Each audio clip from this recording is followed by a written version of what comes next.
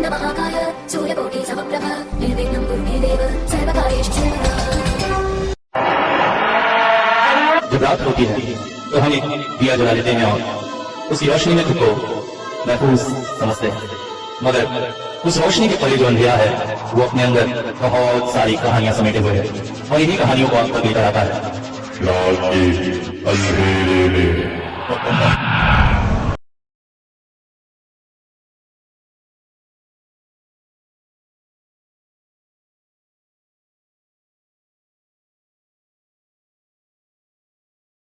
ये बात आज से कई साल पहले की है। भारत तब स्वतंत्र होके कुछ ही साल हुए थे, मगर बेरोजगारी का आलम आज की तरह ही था। मेरे दादाजी उस समय कॉलेज पास होकर नौकरी की तलाश में थे। हालांकि उनका पारिवारिक एक परचून की दुकान थी, पर दादाजी उसमें नहीं बैठना चाहते थे। वो चाहते थे नौकरी करके पैसे कमाएंगे, इसके लिए दर दर भटक रहे थे। पर दादा बार बार उनसे कहते थे कि इन सब कामों को छोड़कर दुकान में बैठा करें, मगर दादाजी थे मानने को तैयारी नहीं। अलग अलग जगह पर नौकरी के आवेदन लेकर पहुंच जाते थे और हर जगह से एक ही बात होती, नौकरी नहीं, नौकरी नहीं। निराश होकर मन बना रहे थे कि अब से दुकान में बैठेंगे कि आया वो दिन। एक पुरानी सी बिल्डिंग के सामने जाकर उनके कदम ठिठक गए। वहां पर ऑफिस का बोर्ड लगा था। 3 माले की बिल्डिंग में तीसरे माले पर एक ऑफिस था। बाकी 2 माले पर भी ऑफिस थे, वैकेंसी उस माले में थी। वो पहुंच गए। जाकर देखा तो वहां पर ज्यादातर गुजराती लोग ही काम करते थे। एक व्यक्ति ने उनसे पूछा, શું થયું બાવા, કે ચાહીશે? उन्होंने अपना आवेदन उनके हाथ में रख दिया।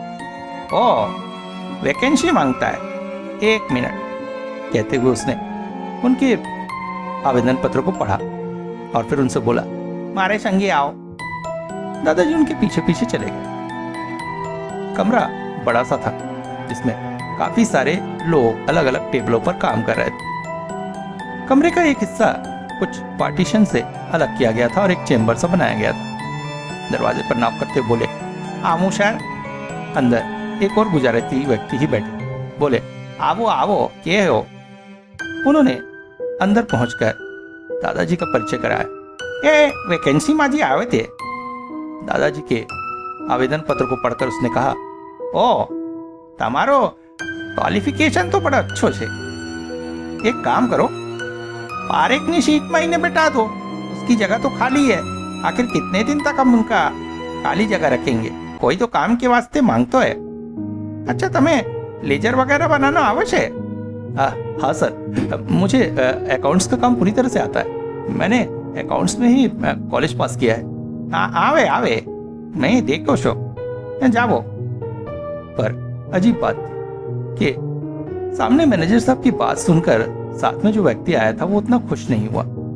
वो दादाजी को लेकर एक कोने में चला गया, जहाँ पर एक टेबल और कुर्सी थी। वो बोला, यहीं पे बैठ के तुम्हें काम करना है, बैठो।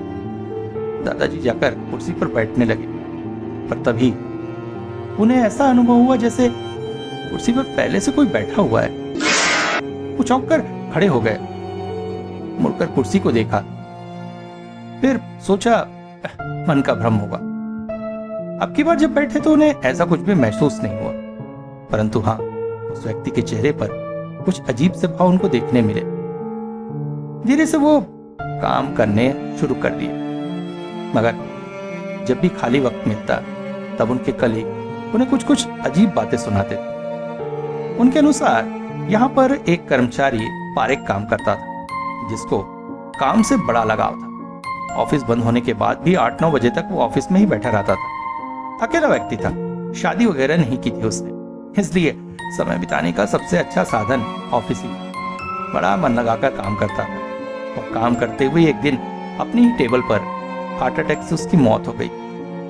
परंतु मौत के बाद भी पारेख ऑफिस छोड़कर नहीं गया है। आज भी उसकी उपस्थिति उसके टेबल और चेयर पर लोगों को महसूस होती है और इसीलिए यहाँ पर कोई भी इस टेबल चेयर का उपयोग नहीं करता। आज तक जितने भी लोग यहाँ पारेख की जगह पर आए हैं, मुश्किल से 2 या 3 दिन में नौकरी छोड़कर भाग गए। पारेख का भूत उसे डराकर भगा देता है। दादाजी मेरे हिम्मती व्यक्ति थे। इस तरह की बातों और अंधविश्वासों पर बिल्कुल भी विश्वास नहीं करते। उन्होंने सोचा हो सकता है वो गुजराती नहीं है, इसलिए ये लोग उन्हें इस तरह की कहानी सुनाकर यहां से भगाना चाहते हैं। उन्होंने इन बातों पर ध्यान नहीं दिया। शाम को जब घर पहुंचे तो माता पिता सुनकर बहुत खुश हुए कि बेटे को नौकरी मिल गई। हालांकि पिताजी अब भी कह रहे थे कि दूसरों की नौकरी से अच्छा है अपना काम करना, पर दादाजी को तो नौकरी करने की धुन सवार थी। अगले दिन भी वो ऑफिस गए। ऑफिस में काम करते हुए हालांकि उन्हें कुछ भी अनुभव नहीं हुआ, पर शाम होते होते उनका अनुभव थोड़ा सा बदल गया। शाम करीब 6 बज रहे होंगे। ऑफिस बंद होने का समय हो रहा। दादाजी लेजर में नजरें गड़ाए काम कर रहे थे। तभी उन्हें आसपास कुछ हरकत सी महसूस हुई और जब उन्होंने नजरें उठाकर ऊपर देखा तो उनका माथा जैसे पसीने से भर गया। उन्होंने देखा टेबल में से पानी का गिलास हवा में उठ रहा है और फिर हवा में रखे रखे ही ग्लास में से पानी गायब हो, जैसे किसी ने ग्लास का पूरा पानी पी लिया हो। मगर आश्चर्य सामने कोई भी नहीं था और फिर ग्लास धीरे धीरे अपनी जगह पर आकर रखा गया। दादाजी इस बात से बेहद परेशान थे। अपने कलीग मिस्टर देसाई से उन्होंने इस बारे में बात की। देसाई ने कहा, देखो मैं तुम्हें एक बात कही हूं, डरे की कोई बात नहीं है। ये बात सही है कि पारेख की आत्मा आज भी इस ऑफिस में है, मगर किसी का नुकसान नहीं करती। तमें तुम्हारा काम करे जाओ, तमें कहते में थे। उनकी बात सही भी थी। आखिर नुकसान नहीं है तो फिर यहाँ काम करने में फर्क रहे। आत्मा अपनी जगह, वो अपना काम करेंगे, अपनी सैलरी लेंगे। मगर ऐसी जगहों पर काम करना इतना आसान नहीं होता। एक दिन जब दादाजी ऑफिस पहुंचे, मैनेजर ने उन्हें अपने कमरे पे बुलाकर कहा, ये लेजर जल्दी से ठीक कर दो नहीं, कल सवेरे ऑफिस में ऑडिट है, ऑडिटर आएंगे, उनको ये लेजर दिखाना है। आज तुम्हारे ओवर टाइम करना पड़ो से। दादाजी राजी हो गए। दिन भर काम करते हुए समय का पता ही नहीं चला। ऑफिस की छुट्टी हो गई, मगर अभी भी काम बाकी था, इसलिए उनको ऑफिस में बैठकर काम करना था। मैनेजर ने कहा, बैरात तुम्हारे लिए बैठो रहेगो, तुम अकेले काम करो, कोई फर्क नहीं पड़ता है, मगर काम पूरा करके आज घर जाना। दादाजी ने भी हाँ कर। वो अपना काम कर ही रहे थे कि अचानक चपरासी आकर बोला, साहेब मेरे को भूख लग रही, मेरा घर पास ही है, आपको तो अभी 8-9 बजेंगे, मैं जरा खाना खा के आ जाता हूँ तब तक। दादाजी ने भी उसे हाँ कर दी और अपना काम करने लगे। काम करते करते इतना समय बीत गया उन्हें पता, मगर तभी एक अजीब सी खड़खड़ की आवाज से उनका ध्यान भंग होने लगा। पहले लगा शायद फैन का तेल सूख गया है, इस वजह से उसमें आवाज हो रही, मगर कुछ समय बाद एहसास हुआ नहीं, यह आवाज फैन की नहीं, क्योंकि आवाज इतनी पास से नहीं आ रही, अभी तो कुछ दूर से आ रही। लेजर से नजरें हटाकर जैसे ही उन्होंने सामने देखा, उनके तो जैसे हाथ पांव सुन्न पड़ गए। उनके डेस्क से कुछ दूरी पर ऑफिस की जो खुली जगह थी, उस पर साक्षात एक नरकंकाल टहल रहा था, इधर से उधर, उधर से इधर, और उसके इस तरह से चलने की वजह से एक अजीब सी आवाज पैदा हो रही। उसे देखते ही दादाजी के तो जैसे हाथ पांव सुन्न पड़ गए। इतने बड़े ऑफिस में अकेले वो, ऊपर से चपरासी भी नहीं। उन्हें समझ में नहीं आ रहा था वो क्या करे। एक पल को तो मन किया कि भागकर ऑफिस से निकल जाएं, कम से कम जान तो बच पाएगी। मगर मुश्किल की बात यह थी कि वो प्रेत आत्मा बाहर जाने वाले गेट के सामने ही टहल रहा था, अतः उससे बचकर जाना बिल्कुल भी पॉसिबल नहीं था। दादाजी का पूरा शरीर जैसे कांपने लगा था। उन्हें समझ में नहीं आ रहा था वो क्या करें।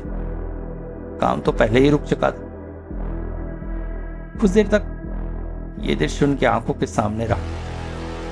फिर जिस तरह से वो कंकाल प्रकट हुआ था उसी तरह से गायब हो गया। दादाजी ने भी चैन की सांस ली, मगर लेजर की तरफ जैसे ही नजर डाली वो आश्चर्यचकित हो गई। लेजर पूरी हो चुकी थी, मगर ये अक्षर उनके नहीं थे। उनके बाहर देखते हुए में किसी ने लेजर की पूरी एंट्रीज कर दी। पर अब हो क्या सकता था, काम तो पूरा हो चुका था। तब तक चपरासी भी लौट आया। दादाजी के चेहरे के भाव देखकर वो बोला, साहेब कुछ देखा क्या आपने? नहीं कुछ नहीं, चलो ऑफिस बंद करते हैं, कहकर दादाजी चले गए। अगले दिन सुबह जब वो ऑफिस में बैठे थे, चपरासी ने आकर उनसे कहा कि मैनेजर बुला रहे हैं लेजर लेकर। दादाजी समझ गए ऑडिटर आ गया। काम तो पूरा था ही। लेजर लेकर वो मैनेजर के कमरे में पहुंचे। पता चला ऑडिटर आज नहीं आए। मैनेजर बस ये चेक करने के लिए कि काम हुआ है कि नहीं उनको बुलाए। और जैसे ही मैनेजर ने लेजर खोला वो चौंक पड़े। एक आए इनमें आधो अक्षर अलग से थे, हमारा अक्षर तो नहीं दिखे से। जी सर, वो असली में मैं समझ गया, ये पारेख के अक्षर है। आज भी वो ऑफिस में काम करता है। सर आप इस बात को मानते हैं? मानने न मानने की क्या बात से दिख रहा, सबूत तो हमारे सामने से। पर जो भी हो, लेजर तो तैयार हो गया हो ना, ऑडिटर कल आएगा। पर सर ऐसी क्या वजह है कि पारेख? उसको अपने काम से बहुत प्यार था। बेचारा काम करते करते ही यहाँ पे हार्ट अटैक से मरा है, इस वजह से उसकी आत्मा। पर सर आपको कुछ तो करना चाहिए। हमने बहुत कोशिश किया रेडिग्रा, मगर वो जावे ही नहीं से। पर इस तरह के माहौल में हम लोग को काम करने में बड़ी मुश्किल होती है। सर मैं एक सजेशन दूं? अब बोलो नहीं बोलो। सर मैंने सुना है गया में जाकर अगर ऐसी अतृप्त आत्मा के नाम से पिंडदान किया जाए तो उसे मुक्ति मिलती है। क्या बोला इसे तमें? ऐसे हो? हाँ सर, ऐसा होता तो है। तबे एक काम करो नहीं, तमें गया चले जाओ। मैं सर? हाँ, वैसे भी तमें उसके डेस्क में काम करे सो, सबसे ज्यादा परेशानी तो तमें को ही है। और बाद हमने सुना है तुम एक ब्राह्मण आदमी है, ब्राह्मण के हाथ से पिंडदान होगा तो उसकी आत्मा जरूर मुक्त हो जाएगी। देखो आवे शनिवार तुम्हें निकल जाओ, संडे को काम करके सोमवार तक तुम्हें आ जाओगे। शनिवार और संडे तो छुट्टी से ही, सोमवार की छुट्टी मैं तुम्हें दिला दूं। ओ चिंता ना करो, आवे जावे और रहे खावे के सबके खर्चे ऑफिस से तुम्हें दिला दिए जाओगे। ऑफिस का एक बड़ा उपकार हो जाएगा। मैनेजर की बात सुनकर दादाजी ने भी हाँ कह दी। वैसे भी इसमें कोई नुकसान तो था नहीं, और फिर खर्चा तो ऑफिस दे ही रहा था। इसी बहाने एक अतृप्त आत्मा की मुक्ति हो जाती। उनके पीछे वही कंकाल आकृति खड़ी और उसका एक हाथ उनके कंधों पर। दादाजी चौंके। अचानक अपनी खनकती आवाज में कंकाल बोल पड़ा, क्या मुझे गया में पिंडदान कर यहाँ से भगाएगा? ये मेरा ऑफिस है, मैंने अपनी ताउम्र यहाँ काम किया है, और जब तक मैं प्रेत योनि में हूँ मैं यहीं रहूंगा। मुझे कोई यहाँ से नहीं भगा सकता, और अगर किसी ने तेरी तरह कोशिश की तो उसे मैं जान से मार डालूंगा। मुझे ऑफिस से भगाना इतना आसान नहीं धूर्त। दादाजी लगभग कांप से रहे थे। जीवन में पहली बार उनको ऐसा अजीबोगरीब अनुभव देखने को मिल रहा था। उस कंकाल की खड़खड़ाते जबड़े से निकल रही आवाज और उसकी मजबूत पकड़। दादाजी लगभग रो से पड़े। मुझे माफ कर दीजिए, मैं गया कहीं नहीं जाऊंगा, मैं यहाँ ही नहीं आऊंगा। कल ही मैं जॉब से रिजाइन कर दूंगा। आज के बाद मुझे आप यहाँ नहीं देखेंगे। भाड़ में गई नौकरी, पार में गई सैलरी, अपने बाप की दुकान पे बैठ जाऊंगा। मुझे छोड़ दीजिए। कंकाल भयानक हंसी हंस पड़ा और एक जोरदार झटके से उसने दादाजी को छोड़ दिया। सीढ़ियों से लगभग लुढ़कते हुए से दादाजी सेकंड फ्लोर पर आए और बेहोश होकर गिर पड़े। जब आंख खुली तो आसपास सन्नाटा था, सर में तेज दर्द था, कांधा भी लगभग टूटा सा जा रहा था। जब उठकर उन्होंने देखना चाहा तो पता चला सिर सीढ़ियों से गिरने की वजह से फट गया था। जमीन पर काफी सारा खून बहकर सूख भी गया था। कंधे में भी जबरदस्त मोच आई हुई। इसी तरह लड़खड़ाते हुए उस दिन रात के 1 बजे वो घर पहुंचे। उनकी हालत देखकर तो माता पिता अत्यंत परेशान हो गए थे। किसी तरह से रात बिताई और सवेरे डॉक्टर को दिखाया। कंधे में हल्का हेयरलाइन फ्रैक्चर था और सिर में टांके लगे थे। इसके बाद घर में रहते हुए दादाजी ने अपना रिजाइनिंग लेटर ऑफिस भेज दिया और उसके बाद से अपनी दुकान में ही बैठने लगे। दुकान में रहते हुए उन्होंने काफी तरक्की भी की, दुकान को काफी बड़ा भी किया। आज हमारे पास एक सुपरमार्केट है। दादाजी का वो दुकान ही आज सुपरमार्केट में तब्दील हो गया। मगर उसके बाद दादाजी ने उस ऑफिस तो क्या, उस गली में भी जाने की हिम्मत नहीं की। कहते हैं बड़े बूढ़े जिस बात के लिए मना करते हैं उस बात को मान लेना चाहिए, वरना परिणाम बहुत भयंकर हो सकता है। गोपाल बहू इसी नाम से वो प्रसिद्ध थी। जब से इस गांव में ब्याह कर आई, करीब करीब अपना असली नाम तो भूल ही गई थी। गोपाल की पत्नी होने के कारण उसे लोग गोपाल बहू कहने लगे और उसने भी इस नाम को सहर्ष स्वीकार लिया। शादी के 1 साल बाद एक नन्ही मुन्नी परी उसकी गोद में आई। परी की सेवा में बहुत समय लग जाता था, इसलिए कभी कभी वो परेशान हो जाती थी। सांझ ढल रही थी, पूरी तरह से अंधेरा नहीं फैला था, छुटपुट अंधियारा आ रहा था। घर की मुख्य चौखट पर बैठकर गोपाल बहू अपनी नन्ही बिटिया को दूध पिला रही थी। तभी अचानक सास ने देखकर जोर से चिल्लाया, अरे अरे बहू माँ, क्या कर रही हो ये सब? हाँ, एक तो संध्या बेला, ऊपर से लोगों के आते जाते और रास्ते में बैठकर बच्चे को दूध पिला रही। ओफो, उठाओ उठाओ। गोपाल बहू का मन चिढ़ सा गया। बुढ़िया हमेशा कुछ न कुछ बात लेकर टोकते रहती, अब इसमें बुरा क्या है भाई? सब तो अपने जान पहचान के लोग हैं। फिर भी सास की बात रखने के लिए वो कमरे के अंदर चली गई। 2 दिन बाद बच्चे को लेकर वो सड़क पर टहल रही थी। तभी अचानक एक बूढ़ी औरत उसके पास आई। वास्तव में सड़क पर टहलना उसका लक्ष्य नहीं था। वो देख रही थी गांव के मछली वाले को। बच्ची की कुछ ऐसी आदत हुई है कि मछली के बिना खाना ही नहीं चाहती। मछली का झोल न हो तो चावल मुंह में न डाले।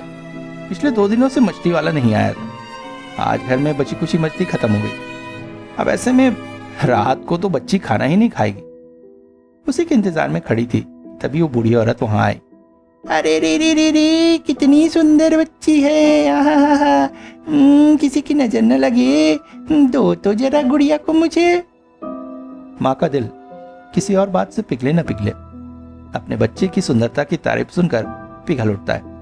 इसलिए अनजानी औरत को बच्चा देते हुए संकोच करते हुए भी वो कुछ कह ना सकी। बच्चे को गोद में लेकर औरत ने कुछ देर खिलाया, फिर उसे शहर से उसकी मां को सौंपकर लौट गई।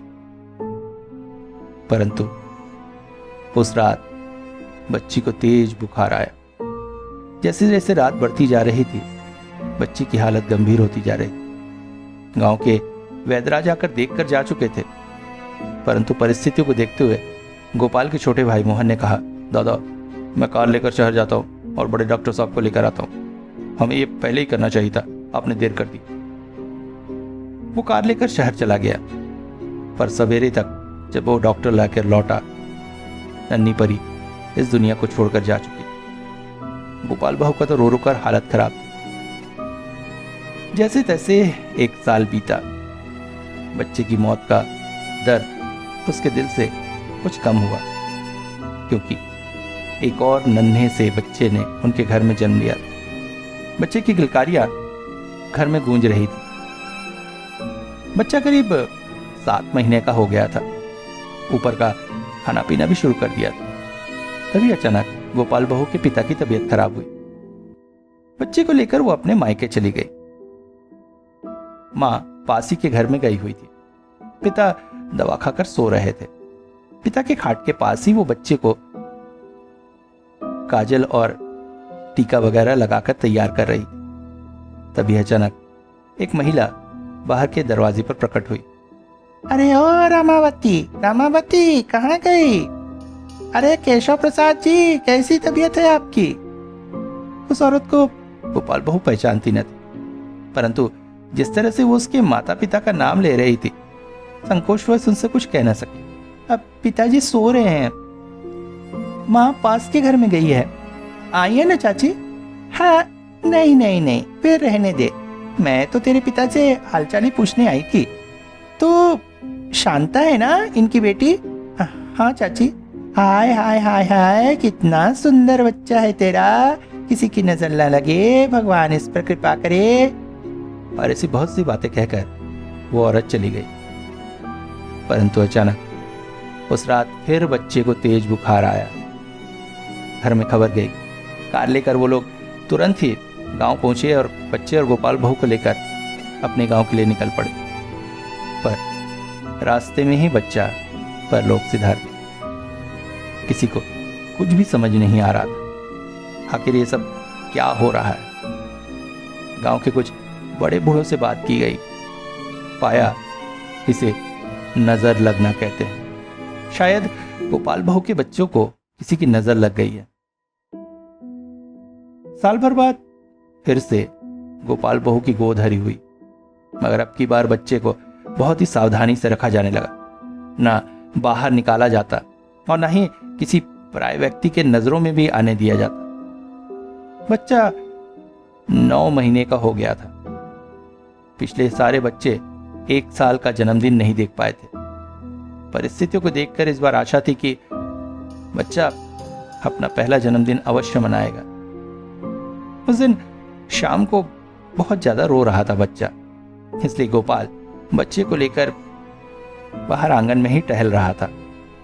अचानक एक छोटी सी बच्ची घर के अंदर आई। कौन बच्चा रो रहा है, मैं देखूं? अरे क्यों रोते हो बाबू, तुम तो कितने सुंदर हो, रोना नहीं चाहिए। चाचा जी, ये आपका बेटा है? हाँ बेटी। बहुत सुंदर है, बहुत प्यारा है। कहकर बच्ची वहां से चले गई।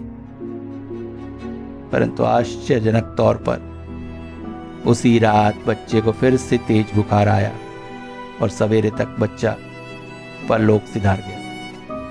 गोपाल बहू अब की बार जैसे फट पड़ी थी। उसे ऐसा लग रहा था जमीन फट जाए और वो उसमें समा जाए। रोते रोते उसकी हालत खराब थी। सास और उसकी माँ उसे संभालने की कोशिश में थी। दूसरी तरफ गोपाल भी टूट पड़ा था। 3 बच्चों की इस तरह से असमय मौत आखिर कौन पिता झेल सकता था। परंतु ये सब हो क्या रहा है, और इसका असर कहीं घर वालों पर भी न पड़े। तभी गांव के किसी व्यक्ति ने बताया कि आगे के 2 गांव बाद एक बहुत अच्छे तांत्रिक बाबा रहते हैं, वही इसका उपाय कर सकते हैं। परंतु हाँ, बाबा की कुछ खास विशेषता है। बाबा जहां पर रहते हैं वहां जा सकना सामान्य मनुष्य की बात नहीं, डरने वाली कोई बात नहीं। परंतु बाबा की परिस्थितियां कुछ ऐसी है कि चारों ओर भयंकर गंदगी के बीच उनका निवास है। वहां पर जाकर अगर तुमने उस गंदगी के प्रति रोष प्रकट किया तो बाबा का क्रोध तुम पर टूट पड़ेगा। स्वभाव से भी बहुत अजीब है बाबा। मदद करने को आए तो मुर्दे में जान डाल दे, और अगर कोई व्यक्ति पसंद ना आए तो उसे मार पीट कर अपने पास से भगा दे। किसी से मोटी रकम काम के बदले मांग ले, और कोई सहर्ष कुछ देना चाहे तो उसे गालियों और जूतों से खातिर कर दे। पर जो भी हो, परिवार को बचाने के लिए गोपाल और मोहन ने तय किया कि वो जाएंगे। गांव के एक वृद्ध व्यक्ति को अपने साथ लेकर वो निकल पड़े। गांव काफी दूर था। पहले घोड़ा गाड़ी और फिर नाव का सफर। नाव जब किनारे लगी तो शाम ढलने को आई थी। वे सभी पूछते पूछते किसी तरह से बाबा के ठिकाने तक पहुंचे और सच में बाबा का ठिकाना देखकर उनके तो जैसे होश फाख्ता हो गए। कोई इंसान ऐसी जगह पर रह सकता है क्या? ओफ, चारों ओर खाने की जूठन, फलों के सड़े हुए छिलके और पास से बहती नाली की बदबू। उसी पर 2 पेड़ खड़े थे। उन पेड़ों की डंगालों के ऊपर एक झोपड़ी सी लटक रही थी। उसी झोपड़ी में निवास था बाबा का। बाबा को देखकर भी कोई शायद बाबा ना माने। कोई पागल अगर साल भर नहाए धोए ना तो जैसे उसकी रूप भंगिमा होती है, बाबा वैसे ही दिख रहे। फटे कपड़े, शरीर में जमी मैल, उखरे बाल, बढ़ी हुई दाढ़ी। पास जाने पर शरीर से अजीब सी दुर्गंध सी आती थी। किसी तरह से अपनी भावनाओं को काबू कर मोहन और गोपाल ने अपनी समस्या बाबा के पास रखी। बाबा बोले, वहां नहीं जाऊंगा तो कैसे समझूंगा क्या है? ठीक है, तुम लोग जाओ, मैं 1-2 दिन में पहुंचता हूं। गोपाल ने कुछ रुपए बाबा को खर्च बाबत देने चाहे। इस पर बाबा भड़क उठे। हरामजादे कुत्ते, बहुत पैसा हो गया तेरे पास है? मुझे खर्चा देगा? अरे मुझे खर्च की कोई जरूरत नहीं, समझा? मैं जब चाहूं जहां चाहूं पहुंच जाऊंगा। चल जा, भाग भाग भाग। तीनों बेचारे डर कर वापस गांव लौट आए। पर जब घर के पास ही पहुंचे थे, सामने का दृश्य देखकर चौंक उठे। उन्हें वापस लौटने के लिए एक रात उसी गांव में इंतजार करना पड़ा। सुबह 9 और फिर घोड़ा गाड़ी करके लौटते हुए भी इस वक्त दोपहर ढल चुकी थी, मगर उनसे कुछ कदम दूरी पर जो व्यक्ति चल रहा था, विश्वास नहीं होता है कि कल ये उसी से मिले थे। बिना किसी नाव या वाहन के वो व्यक्ति कैसे उनसे पहले उनके गांव पहुंच गया था, उन्हें पता नहीं। बाबा घर के पास ही पहुंचकर हवा में कुछ सूंघने लगे और बड़बड़ाने लगे। आई थी, वही आई थी, उसी की उपस्थिति है, मगर कुछ कर नहीं पाएगी। मैं हूं ना, मैं आ गया हूं, कुछ कर नहीं पाएगी। बाबा घर की चौखट पर आकर बैठ गए। उन्हें देखते ही गोपाल बहू फपक सी उठी। उसके मन का बांध जैसे खुल सा गया। बाबा बोले, मत रो माँ, मत रो, तेरी गोद फिर से हरी होगी और अब की बार कोई उसका बाल भी बांका नहीं कर पाएगा। अब की बार उसकी रक्षा मैं करूंगा। पर एक बात बता, तुम नई पीढ़ी को बड़े बूढ़ों की बात मानने में क्या पिछवाड़े में कांटा गड़ता है? हाँ? जब सास कह रही थी चौखट पे बैठकर दूध मत पिला, तब तो बड़ा तुझे गुस्सा आ रहा था। अब जब औलाद मर रही है तब फपक फपक कर रो रही है। क्या उखाड़ लेके रोके? गोपाल बहू आश्चर्यचकित हो उठी। जो बात सिर्फ उसे और उसकी सास को पता थी, वो बाबा तक कैसे पहुंची। इसके बाद बाबा ने कहा, कल एक पूजा होगी इस घर में। उसके बाद कोई ताबीज दूंगा जो बहू को पहने रहनी पड़ेगी। और हाँ, एक बात ध्यान रखना, अब की जो संतान आए उसे किसी भी अनजान व्यक्ति की नजर नहीं पड़ने देनी है, कम से कम पहला जन्मदिन मनाने तक। और अगर जरूरत पड़े घर से बाहर निकालने की, तो दिन हो चाहे रात हो, एक सरसों तेल में भीगे कपड़े की मशाल अपने पास हमेशा रखना। और याद रहे, जब तक घर से बाहर रहो वो मशाल बुझने ना पाए, वरना मैं भी कुछ नहीं कर पाऊंगा। बाबा, आप कहाँ ठहरेंगे? घर का कोई कमरा? अरे तुम्हारे घर की ऐसी तैसी, आते समय मैंने देखा है, गांव के वहां एक अच्छा सा नाला है, मैं वहीं ठहरूंगा, मेरा खाना वहीं पहुंचाना। बाबा का खाना भी अजीब था। घर का बासी जो खाना बच जाए उन्हें परोसा जाए, ताजा खाना उन्हें बेहद पसंद नहीं था। अगले दिन घर में एक विशेष तरह की पूजा हुई। एक ताबीज गोपाल बहू को पहना दिया गया। इसके बाद बाबा अलविदा लेकर चले गए। ठीक 10 महीने बाद गोपाल बहू की गोद फिर से हरी हुई। बच्चा धीरे धीरे बड़ा भी होने लगा। इस बार हर तरह की सावधानी रखी गई। हाँ, एक बार बच्चे को लेकर पास के गांव गोपाल बहू की मायके जाना पड़ा था। उनके पिता अंतिम सांसें ले रहे थे। बच्चे को देखने की बेहद इच्छा थी, परंतु पूरे रास्ते गोपाल अपने हाथों में मशाल लिए बच्चे को अपने गोद में ही रखा था। घर से निकलने के बाद ससुराल पहुंचने और ससुराल से निकलने के बाद घर पहुंचने तक उसने मशाल को बुझने नहीं दिया था। आज घर में बहुत गहमा गहमी थी। बच्चे का 1 साल पूरा होने को था। जन्मदिन का उत्सव मनाया जा रहा था। पिछले 3 बच्चे तो इस अवस्था तक पहुंच ही नहीं पाए थे, परंतु बाबा की कृपा से आज वो दिन आ रहा था। मेहमान और उनके बच्चों की चहल पहल घर में थी। शाम को केक काटे जाने का उत्सव था। दोपहर के करीब गोपाल बहू की सास घर की चौखट के पास ही बच्चे को लेकर बैठी थी। आसपास मेहमान महिलाएं बैठी हुई बात कर रही थी कि तभी अचानक गोपाल बहू की नजर दरवाजे के बाहर खड़ी उस औरत पर पड़ी। उसे देखते ही वो एक नजर में पहचान गई और लगभग चीख सी पड़ी, वो फिर आई है, वो फिर आई है, और कहकर उसने धड़ाम से दरवाजा बंद कर दिया। वो औरत भी बाहर बड़ी ही अजीब नजरों से बच्चे को देख रही थी। दरवाजा बंद होते ही जैसे फुंकार उठी, ये क्या ऐसी बदतमीजी? मैं क्या कर रही थी?